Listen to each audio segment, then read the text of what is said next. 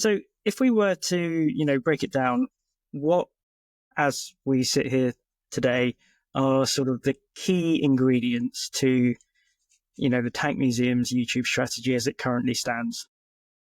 So there's two key ingredients, I suppose. Well, the first thing is obviously having, good content, and we can unpack what good content actually means. So I kind of try and work by six rules that I have for good content, and those are as follows.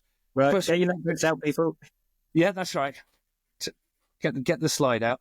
The first one is consistency. I think consistency is really important for any content creator. And consistency for me is about showing up in the same place at the same time in a way which your audience can get used to. So that consistency is important. And then it's about communicating with them in a consistent way, in a consistent tone of voice, and also being consistent, I think, with their expectations as well, because then the audience will get to know you, you can get to know them, a bit of a relationship can build up. So that's the first thing. And the second thing is originality.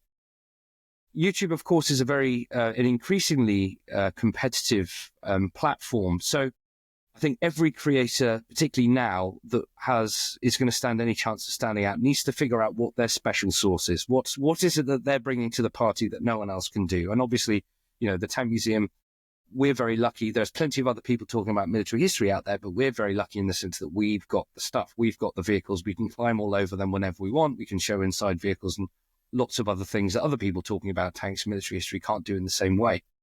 The third thing is really understanding the audience, really understanding the niche, and basically creating specifically for that niche, nobody else, because that's really, really important in building the loyalty of that particular audience. And so everybody, when it comes to creating online content, needs to basically pick their niche and stick with it. The next thing I think that's really important in good content is generosity.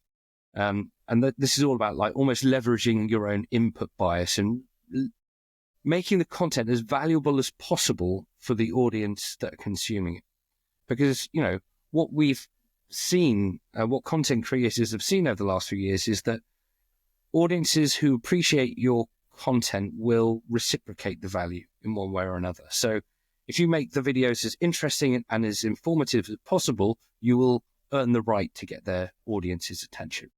The next thing is accessibility, and accessibility online is all about, making sure that you're presenting your ideas and your information in platform appropriate standards. So for YouTube, long-term videos, it's slightly different as it is for TikTok, but in every case, it's about, making it digestible, pleasurable to consume, in context with the other content on those platforms.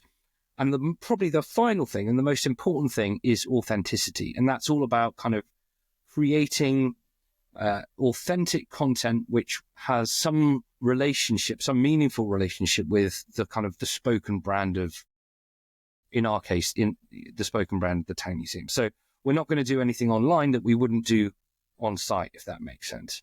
And it's that authenticity, that almost brand personality piece, which is what allows you to build those more meaningful relationships with audiences, because it's clear what you're actually all about.